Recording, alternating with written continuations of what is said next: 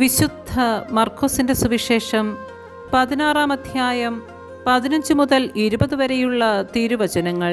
ശിഷ്യഗണത്തിന് പ്രേഷിത ദൗത്യം. അവൻ അവരോട് പറഞ്ഞു, നിങ്ങൾ ലോകമെങ്ങും പോയി എല്ലാ സൃഷ്ടികളോടും സുവിശേഷം പ്രസംഗിക്കുവിൻ.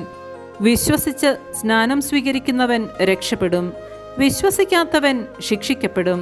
വിശ്വസിക്കുന്നവരോടുകൂടെ ഈ അടയാളങ്ങൾ ഉണ്ടായിരിക്കും.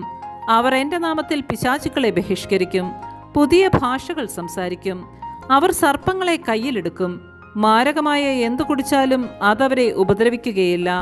അവർ രോഗികളുടെ മേൽ കൈകൾ വയ്ക്കും, അവർ സുഖം പ്രാപിക്കുകയും ചെയ്യും. കർത്താവായ യേശു അവരോട് സംസാരിച്ചതിനു ശേഷം സ്വർഗത്തിലേക്ക് സംവഹിക്കപ്പെട്ടു.